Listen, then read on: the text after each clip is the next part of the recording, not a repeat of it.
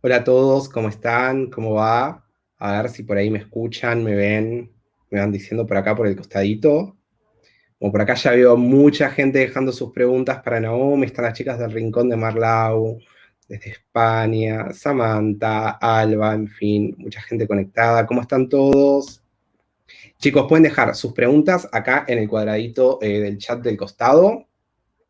Ya en 2 minutitos vamos a tener a Naomi, pero quiero hacer una pequeña introducción. Yo soy Teti, el editor de Umbriel, que es el sello de ficción adulta de Ediciones Urano, y también soy el editor de PUC, que es el sello de ficción juvenil. Estamos acá para presentar una joyita que es Una educación mortal, que lo tienen por acá, y miren todos los post-its que ya tiene este libro, que es la novela más reciente de Naomi Novik, es el comienzo de una trilogía que se llama Escolomancia. La verdad que es un libro maravilloso para los amantes de la fantasía, para los amantes de la fantasía oscura especialmente. Si les gusta Victoria Schwab, Leigh Bardugo, Holly Black, esta tiene que ser su próxima lectura, y miren lo que es esa tapa, y todo eso está en relieve. Soy muy fan de esto.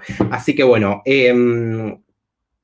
no brilla porque es el acabado que tiene, que es brillante. El acabado que tiene esta versión del libro es brillante, es por eso que lo ven así.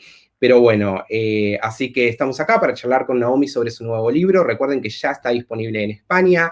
Este mes también sale a la venta en México. En marzo sale a la venta en Argentina y muy, pero muy pronto va a estar llegando al resto de los países de América Latina y también a los Estados Unidos para el mercado hispano de allí. Así que bueno, ahora, si les parece bien, yo me voy a pasar al inglés. Recuerden que voy a leer todas sus preguntitas acá en el costado para charlar con Naomi. Le vamos a dar la bienvenida a Naomi a esta presentación oficial. Hi, Naomi. How are you? Hello. I'm very good. Thank you so much for having me. Okay, welcome to this special presentation. Here we have people who are very, very excited to hear you because they are a huge fan of you. So thank you for taking time to make this happen. Well, thank you. I can't wait. Okay, we are going to start with the typical question, that is, how did you become a writer? How did I become a writer? Well, I actually started writing fan fiction. I don't know, do people, I know now in English and at English conventions, I just say I write fanfic and everybody knows what I'm talking about. So I don't know how mainstream it's gone in the Spanish language world, but so I wrote fan fiction for about 10 years while I was working on a computer science degree. And then I finished my computer science degree and I was like, oh, well, now I'll get a job writing novels, and started coding in my, I finished my, so I really learned by writing fan fiction. It was just my joy. It was my hobby and my pleasure. And more specifically, what actually happened was basically sort of just before, just at the end of my degree, computer science work, I worked on a computer game. I worked on Neverwinter Nights, Shadows of Undrentide. And I got to work as both a designer, meaning somebody who comes up with the story and the plot line, as well as a coder, because it was a very small team. It was not, Neverwinter Nights was the main game, and I worked on the expansion pack. So it was a very small team. Everybody kind of got to do a little bit of everything. And because of that, I really enjoyed the storytelling. And I sort of thought, if I wrote it, I could have total creative control. And that's really the joy of being a novelist, is that you get to have complete control. And the joy of being a fantasy novelist is you get to have control even over the entire world and the entire universe that you're in. Wonderful. This is a very interesting mix of jobs, and how you can apply your original job to your writing right now. And when have you started writing? Because you have a bunch of books already published, the series, the standalone novels. So when have you started publishing? So I started writing seriously, writing fanfic seriously in 1994. And I started writing Temeraire, the first book that I ever published commercially, in 2004. And so that was 10 years, and which I think is probably a good apprenticeship, really, for almost any field. But so I spent those 10 years writing, and then I wrote Temeraire in 2004, and it was published for the first time in 2006. So that's been quite a while now. And I pretty much, but it's because I had spent those first 10 years that the first novel-length book that I wrote ended up published, I think. Okay, it was such a trip, and how do you feel now, like, with all these books already published? I mean, you have reached readers all around the world. How do you feel like when you're at home writing and thinking that the words that you are typing will be read around the world? It's really funny because it doesn't actually feel different for me. I, as a writer, partly because, I trained on fan fiction. The person that I write for is me. The person that I write for is, I have this story that I think is really good and I want to tell it. And in fact, the main reason that I write down a story is because I want to know what happens next. I don't plan out my work. I have some things that I think are going to happen, but I'm primarily somebody who discovers the story as I go. And that's the reason that I want to write it down. Every day when I sit down to write, I, read through sometimes the entire thing, sometimes what I wrote the last day, and I get to the end and I feel like, well, what happens next? And I would happily read it if somebody else would give it to me. But because of my book, I can't find out except by writing it myself. And I think I find it a great strength. I find it very valuable, in fact, that I started writing in this completely non-commercial environment where there was no sense of, will somebody buy this? I was going to post it for free anyway. And some fanfic writers care a lot about the number of comments they get on a story. That was never my primary goal. My goal, really, I think, whenever I write something, is to write it for at least one other person that I know who was going to talk about it with me, and respond to it.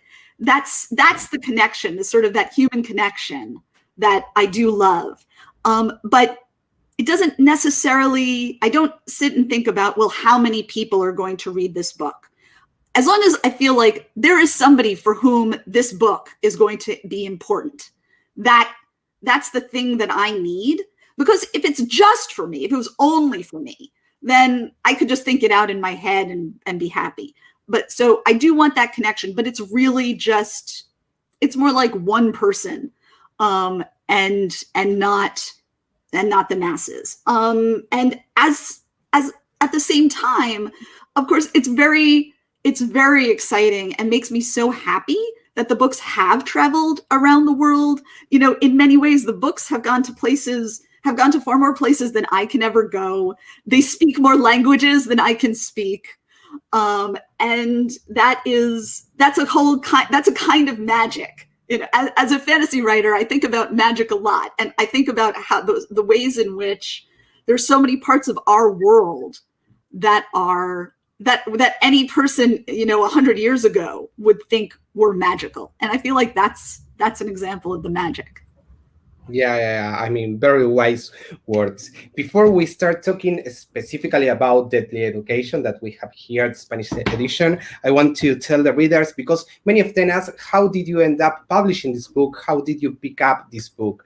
It was crazy because I think it was summer. I had just finished Uprooted, and I was like, oh my God, this is amazing. And I wrote to a colleague that we have in New York, and I told her, please tell me that Naomi Novik has something new, because I need her in our list, because for me, you have a very specific style. I mean, there are authors, and you are the kind of author who has a very very specific style. You can read the book and you can say, okay, this is by Naomi Novik. Do you know what I mean? I mean, you have it like, and that is amazing, because it's the way that for me an author can stand out in a bookstore everywhere. So that is how we ended up publishing Deadly Education, which is a crossover novel.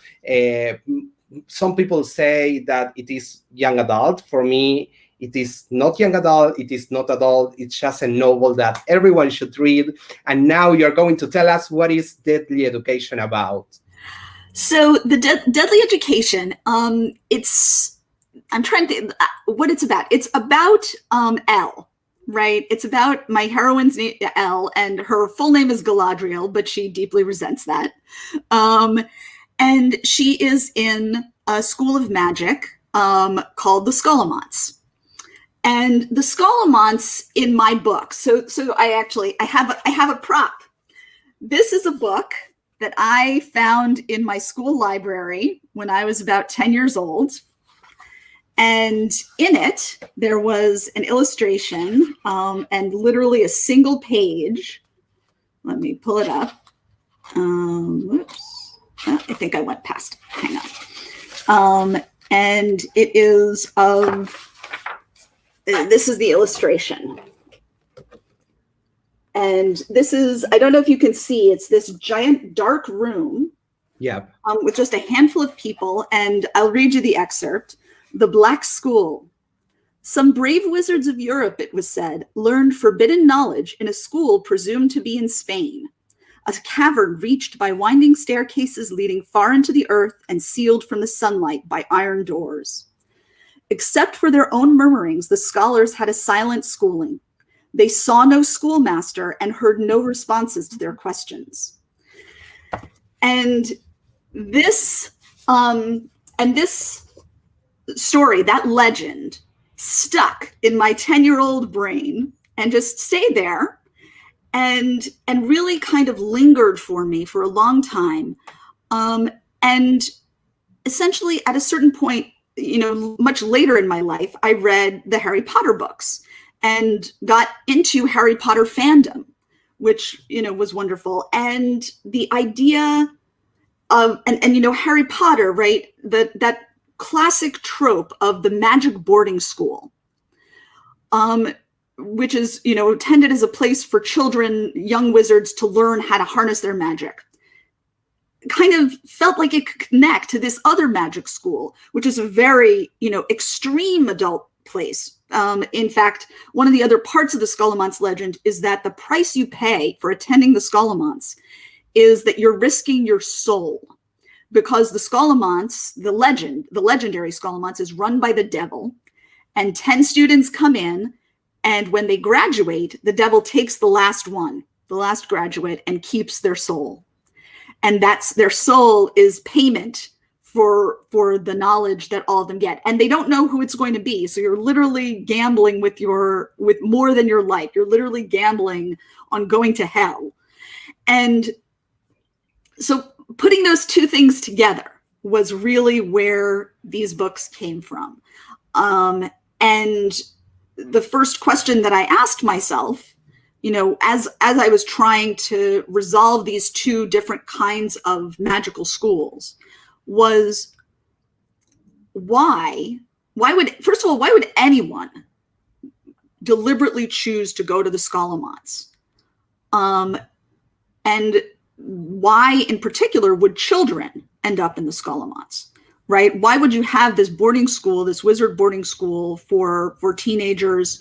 And who would go there? And the answer for me came down to that the world outside is worse, that it's so dangerous. These monsters hunt young wizards just in this sort of zone, in that age of puberty. And it's so dangerous for them on the outside that they come into this school, which is sheltering. It protects them from the monsters. It makes it harder for the monsters to get at them. But it's at the same time this terrible place where they're all desperately struggling to survive against the monsters that do make it in.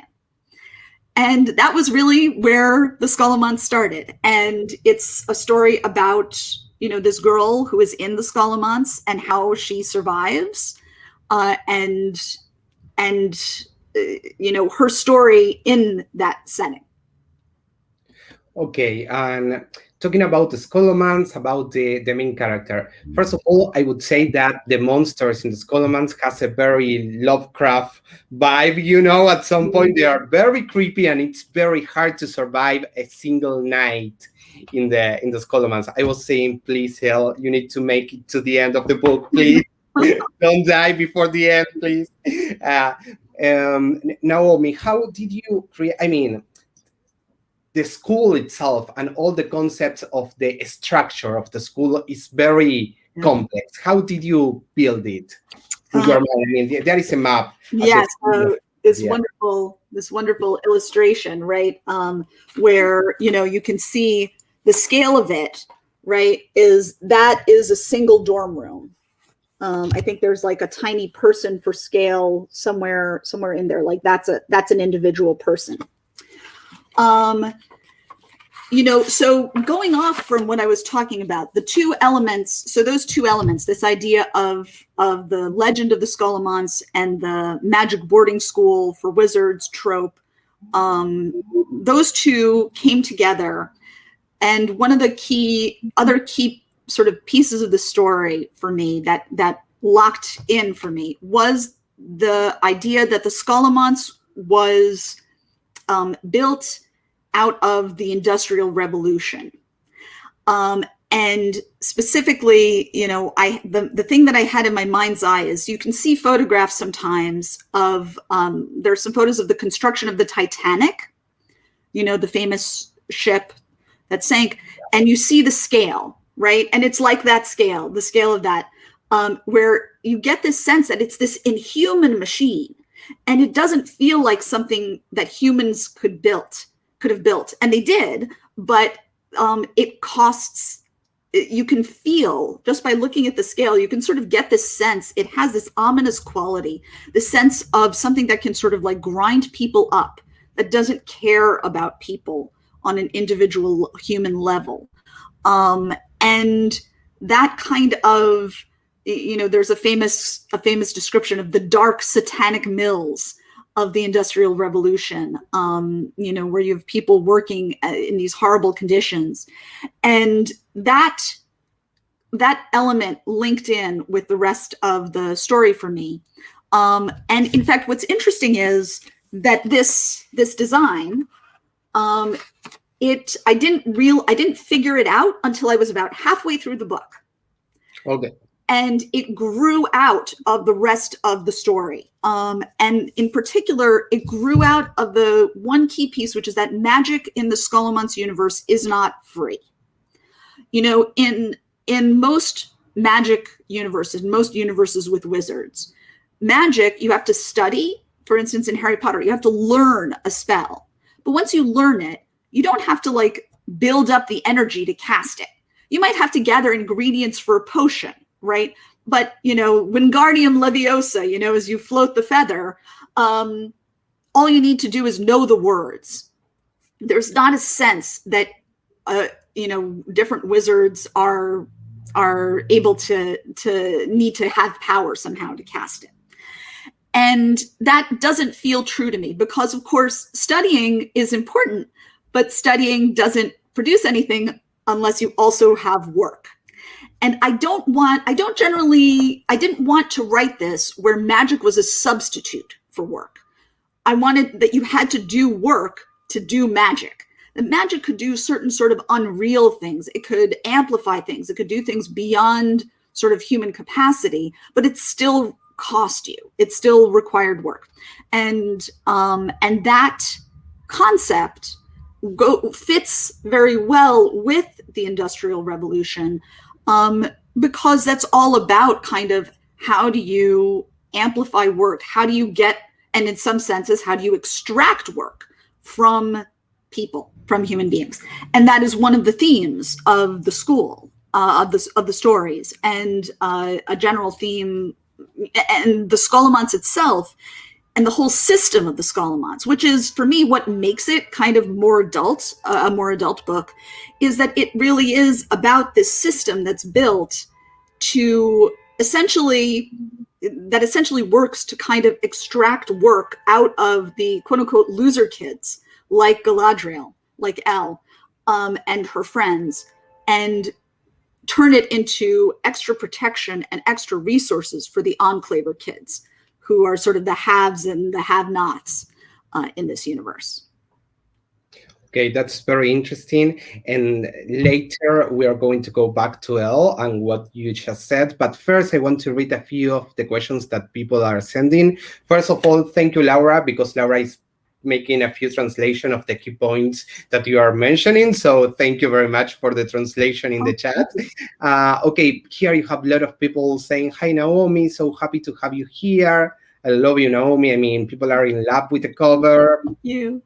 Fan fiction is actually quite popular over here, which is true. It's very popular here.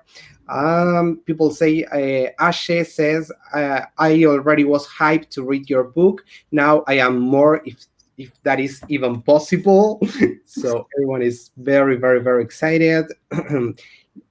Here, Esperanza wants to know if we are going to suffer while reading the book. Probably. Yeah, and in fact, I apologize preemptively for the end. That's all I'm saying. I'm not going to say anything more, but I'm sorry. That's what I could say. Here's what actually, to sort of answer a little more seriously, right? The Scholomance, as you might gather from what I'm saying about it, the Scholomance is a truly terrible place. And I wanted it to, and that was important because that felt true to me as I was writing the book. But at the same time, I'm not a grimdark writer. I don't like writing sort of and amplifying the horrible, the dark.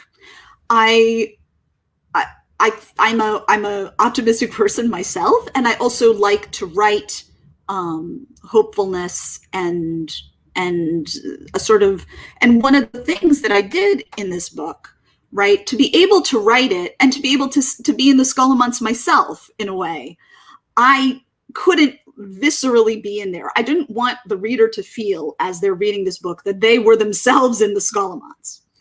I wanted you to be able to understand what it was like in the Scholomance, but not viscerally experience that. And the way that I do that the way that I tried to tell the story in order to walk that line was that it is a first-person narrative, but you are in Elle's head and she is protecting herself. She is defending herself with armor of, denial, of sarcasm, of Black humor, of sort of strategy, that as you read, and I hope, right, that you sort of get the sense increasingly as it goes on, right, that this is somebody who is frequently not being honest with herself. And she's not being honest with herself because if she were, the honesty is the honest sort of perception of the situation is that it's not survivable, that she doesn't think she's going to make it.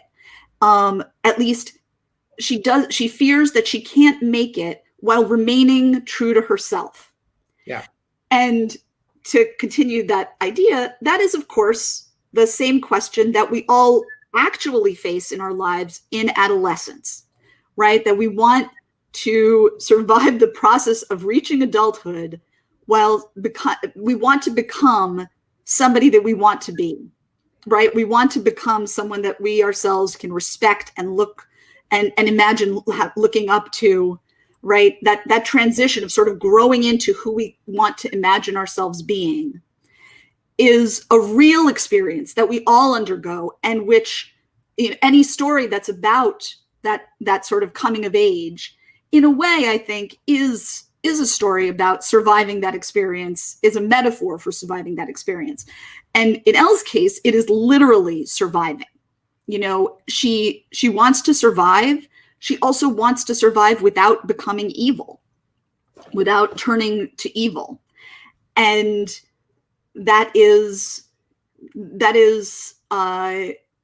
and so she doesn't necessarily believe that she can do it. And even if she can, she knows it's going to be agonizingly hard. And so she's constantly defending herself by telling herself stories about, she's going to thinking about it in this really kind of cold, removed way, where she's like, I have to say a nice thing to this person, so that they'll let me sit with them at their table 2 weeks from now.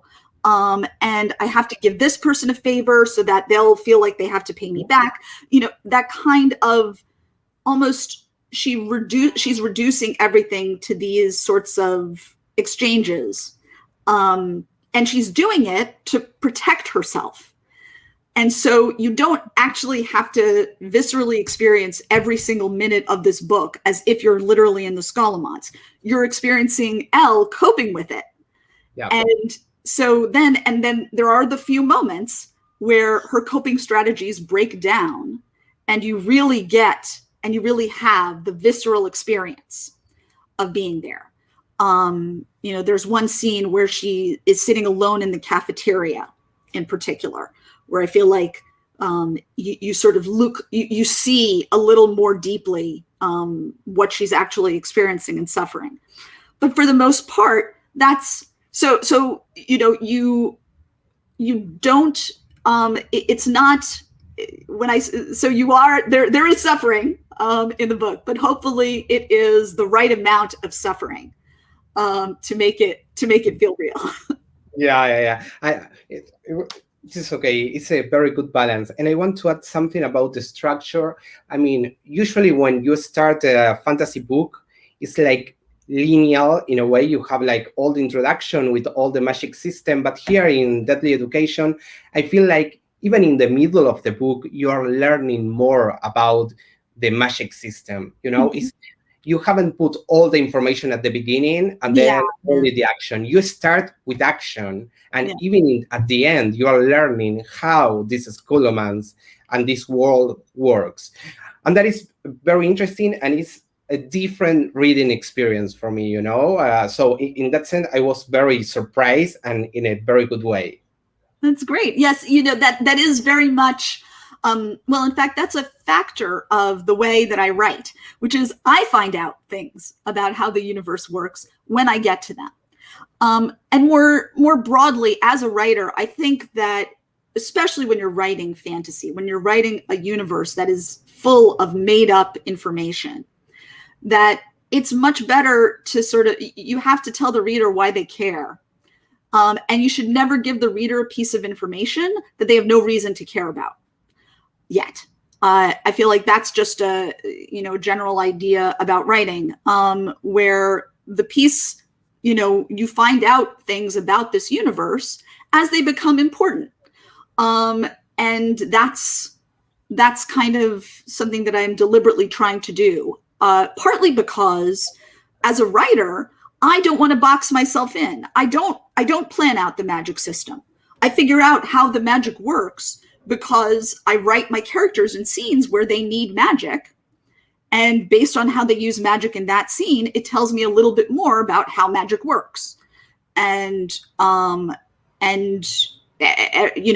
needed to write a scene where they were in a room. What room are they in? Oh, they're going to be in the alchemy labs. Now I know that there are labs, and I wanted them going down the stairs. So I know that there's multiple levels. That's literally how the school builds. And that's why I only figured out the full structure of the school once I was about halfway through the book. And then knowing what it was like, I went back and revised everything to make it consistent, to fix any little bits that weren't consistent. But for the most part, because any new piece of information has grown out of what I've already written, the new pieces of information usually fit quite well with what's already there.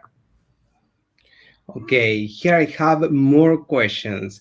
Which was the hardest scene to write in the book? Without spoilers, but which was the hardest scene?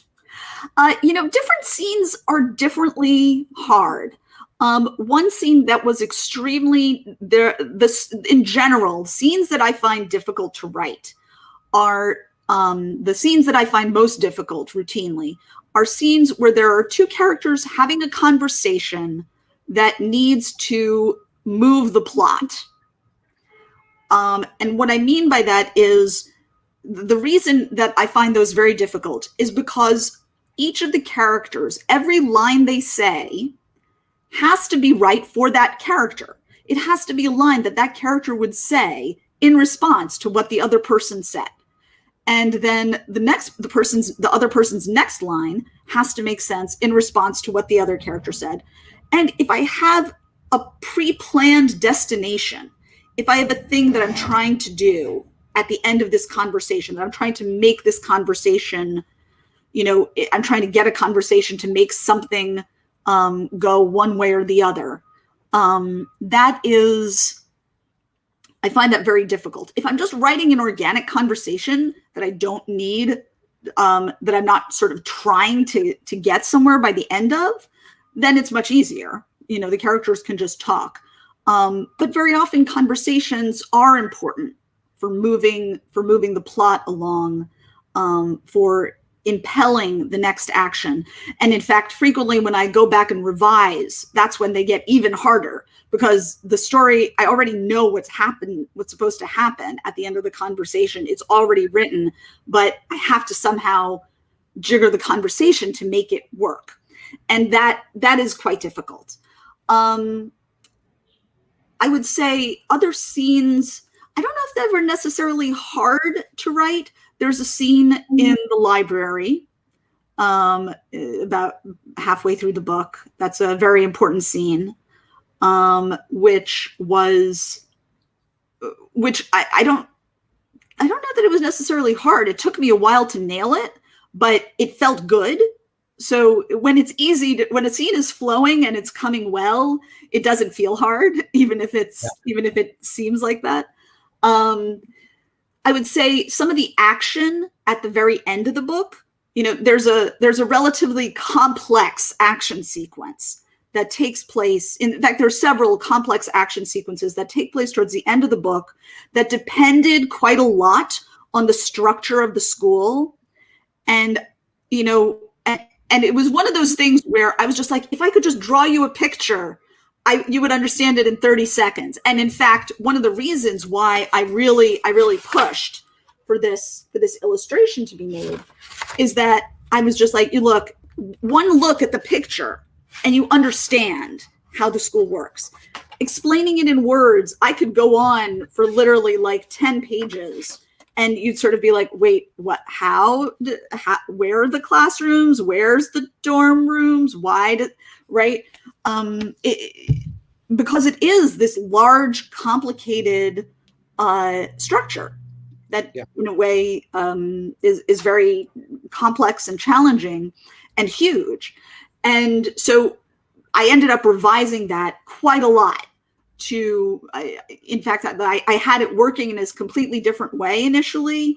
And I basically ripped out sort of a lot of the mechanics and revised them to make it a lot more intuitive. And it also helped, in fact, that by the time I was making those final revisions, I had almost finished book 2. So I knew more about what was happening in book 2. Okay, now let's go back to Elle and what you were talking before. Here, Chechu wants you to talk about the characters, but I would add something. Surviving the School of Months is like a board game, like strategy, like playing the Age of Empires, trying, to have allies. There are no friends. You have allies and enemies. Not friends, probably. So what can you tell us about the main characters and also about their relationships and the key character, Orion Lake? Mm-hmm. So, Orion Lake, part of the other piece, right? One of the other pieces of which is obviously in the Harry Potter story, but is also another classic trope, is this trope of the chosen one, right? The sort of the hero, the designated hero. And that was another trope that I really kind of wanted to mess with, in this book.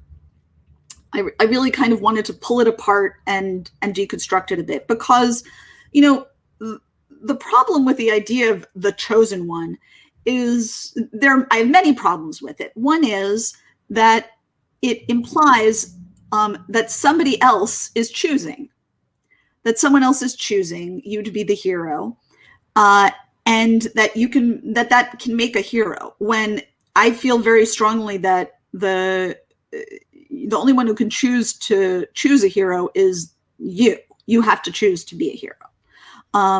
And that's the choice. That's what actually makes a hero.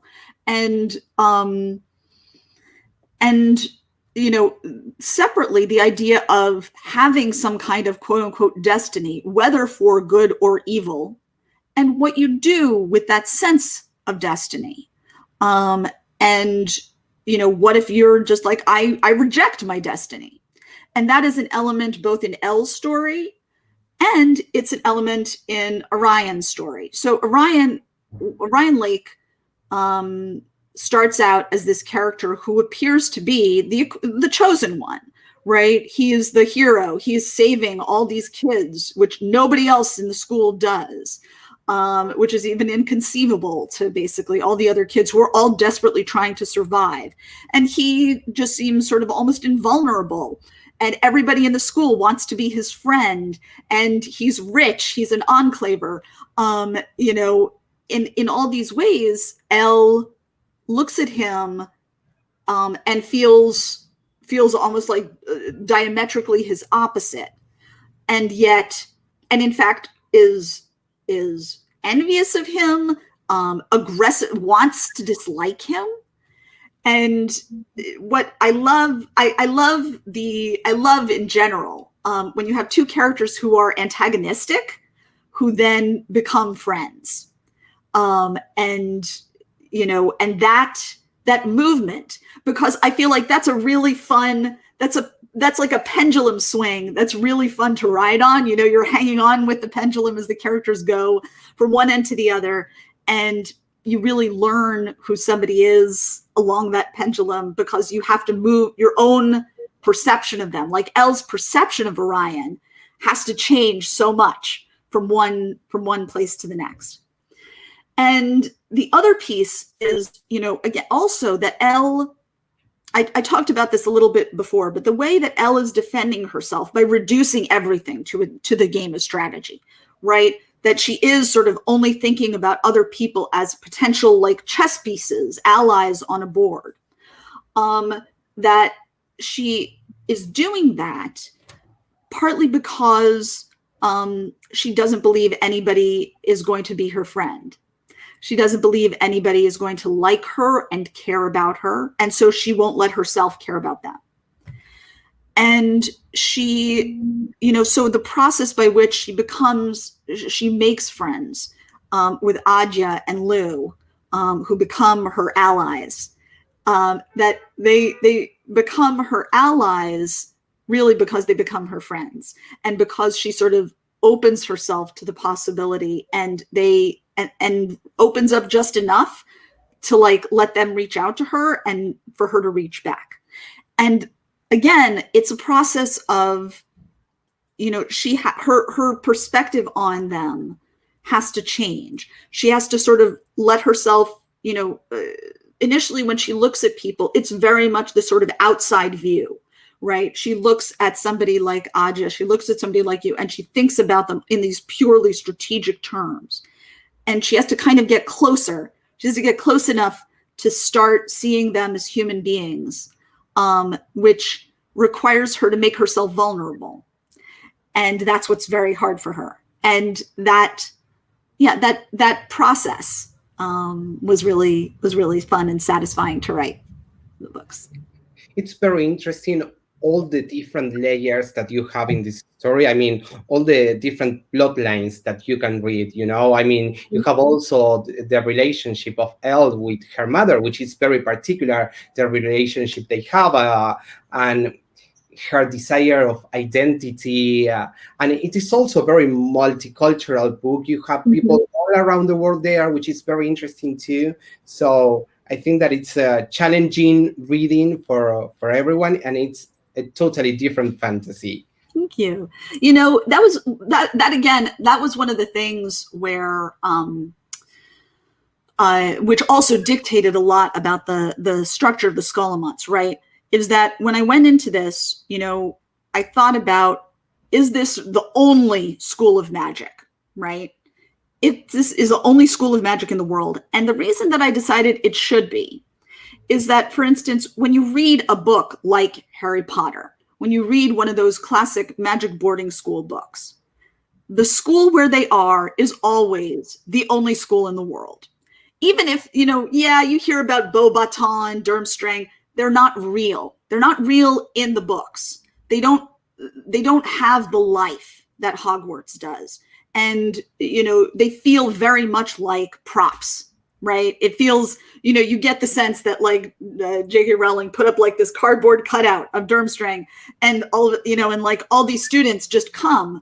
And really you get the feeling like they appear off stage, you know, they show up for the tournament and then they fly away again, and they don't feel like they're really in the world. And that's because that's right. That's right for the story. That's right for the trope, because it's about, you know, children in adolescence where their field of view is constrained to their community. Because they're too young to be traveling all over the place. You know, if you're 15, you can't get in a car and just drive to, you know, another country or whatever, or get on a plane on your own. You're not, and frankly, even adults don't do that. And so because it feels that way, emotionally, it's the only school in the world. I thought, so it should be the only school in the world. And that in turn implies that the demographics of the school need to mimic the demographics of the world, right? Because, you know, there's Jonathan Strange and Mr. Norrell, the Susanna Clarke book, which is wonderful. But so one of the ways that she deals with this, she was clearly only interested in telling a story about English magic. She didn't want to have to talk about magic in other parts of the world. It's a very English book in that way. It's very rooted in English tradition, UK tradition. And so she literally sort of says, there's only magic in England. Napoleon does not have magic. Now, and the thing is that I certainly did not want that. I wanted the sense that, you know, magic is everywhere in the world in this universe. And so wizards are everywhere in the world. They are evenly distributed, sort of randomly out of the population. So to the extent that the school is not 100% accurate, there are reasons for that. And that those reasons, you know, come down actually to colonialism and that sort of legacy of the Industrial Revolution, which is, again, ties back to why the school is built in this way, and why it's sort of tied into that history of exploitation, and that's, you know, that's sort of deeply rooted into the story. Okay, something very interesting for me was, I mean, this is a trilogy, and this book takes place 1 year before Elle graduates. I mean, she's supposed to graduate. So what is going to happen in book 3? I mean, everyone has the doubt. I mean, I can suppose that in book 2, we are going to have her last year in the Scholomance. But what about book 3? How long did it take you to write this book, Naomi? Well, it's hard to say, because I wrote the first 15,000 words of it while I was on vacation for a week in 2016, I think, 2016. And I had other deadlines, so it was just waiting. And after I finished spinning silver, I thought, I picked it up and I was like, yes, this is the thing that I want to write next. And so that was, I want to say, was it 2019? I'm sorry, I've literally lost track of the years at this point. I feel like 2020 was at least 7 years long. So, you know, I don't know what year this is anymore. I think it was 2019. I basically, decided that this was going to be the next book. Or maybe 2018, the summer of 2018, I showed the first section to my editor. She said, yes, we want it. And I told her it was going to be a duology. I told her it was going to be 2 books. And I was wrong and then I wrote this book. I wrote the rest of the book, mostly in 2019, in I would say about 7 months or so, 6-7 months. And then I was quite close to the end, and I wrote the final scene of this book. And it was not what I thought the final scene of the book was going to be, which, that's one of the hazards of not outlining your books and not sticking to an outline, is sometimes your books surprise you. And so then I had to tell my editor that actually it's a trilogy and not a duology. So I then, and that's how it became a trilogy. But the ending of this book was the right ending. It was absolutely, the scene, sometimes as a writer, a scene comes to you and you just have to say, like, yes, that is the scene. That is the scene that belongs here. And you can't, and this is the ending. And sometimes, when your brain hands you an ending like that, like a gift, you have to take it. So that's what I did. Okay, Naomi, we are running out of time, so I want to make the last question. What would you suggest people who want to write? Because, we have many people asking for writing advice. Mm-hmm. So what would you suggest them? So I have some key pieces of writing advice for any writer. And the first one is that you have to finish a lot of stuff. A lot of new writers make the mistake of starting something, they work on it for a while, and then they get bored, or they write themselves into a corner of the plot, and they don't quite see how to get to it, and they're like, I'll put this aside and work on something else. You can't do it. That's something that you can do after you are an experienced writer. And, if you're a professional, honestly, I put things aside now because I just don't have time to write all the things. And so I prioritize things based on, I give to my editor. My editor's like, yes, I love it. I'm like, okay, we're going. If I give something to my editor and she's like, most of the time I'm like, no, then I'm not going to invest the 2 years of my life that it will take to write this. But that is after I've written more than 1 million words of fiction. When you're starting as a writer, you have to force yourself to finish. And if it's better if you write short pieces. For literally the first 8 or 9 years that I was writing fanfic, I barely ever wrote anything longer than 5,000 words, which is quite a short story. And that's fine. Because, what you learn by finishing things is how to solve those story problems, and how to get through, how to resolve a situation where you can't see your way clear. When you force your brain to solve those problems, and initially, sometimes you'll come up with bad solutions. You can come up with a solution like rocks fall, and then they all died. An asteroid hit the Earth. Right. But frankly, that's fine. If you can think of then the next time you're like, okay, a slightly better ending than that. Right. And the more you work on it, the more you get endings. And when you first start getting endings that really satisfy you, that you're like, yes, that's the right ending. When you learn how to get to those endings, that is an absolute key point in your development as a writer.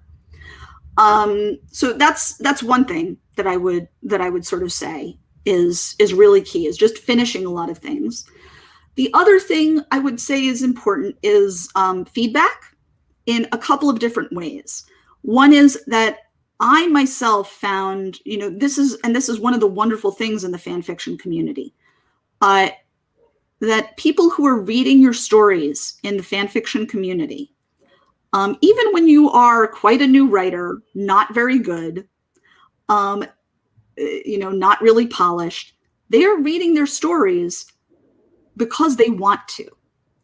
They want more of the characters that you're writing about, more of the universe that you're writing about, because it's already familiar to them.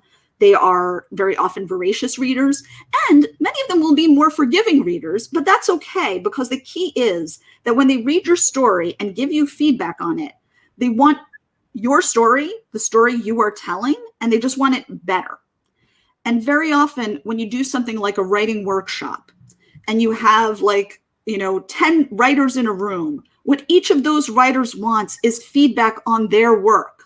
It's not that they want your story. They're trading you. You're making a deal. And that's okay. That doesn't mean that feedback can't be useful, but it is not as useful as feedback from somebody who already wants what you are trying to do and wants it as a reader and is giving you feedback, not as another writer, but just as a reader. So that's the first piece. And the second piece is that it's important to give feedback. If you force yourself to read other people's work the same way and think about it critically, like if you read books for pleasure, right? Read your favorite book and you're like, what is it about this scene that I really like? Or, if you think about a book that you picked up that you threw across the room, right? What made me so angry? What didn't I like? Forcing yourself to think critically about other people's work then gives you a lens that you can then bring to your own work. And so that is the two key pieces that I would say are my advice. Very useful, very useful. Okay, Naomi, thank you very much for your time, and thank you everyone on the other side. I will speak in Spanish. Yes, please. Muchas gracias. I wish I knew more Spanish, but thank you all so much. I'm trying to learn a bit. My daughter is studying Spanish, but I sadly, yes. So I'm trying to learn more. So we are going to speak in Spanish for the sequels presentation, okay? Yes, please. Ok, chicos, recuerden que ya está a la venta en España y en México. Here, you can say hi to Laura. She translated the whole... Hi, Laura, thank you so much. That is so wonderful. I really appreciate your doing that. Yeah, but she's very enthusiastic and she's supporting a lot the book. So thank you very much, Naomi, for being there. Thank you guys, you all, for all the support to this book and the whole imprint. And we will see you again for the next episode in the Last Graduate, okay? Yes. Can't wait. Okay, bye. Take care. Bye.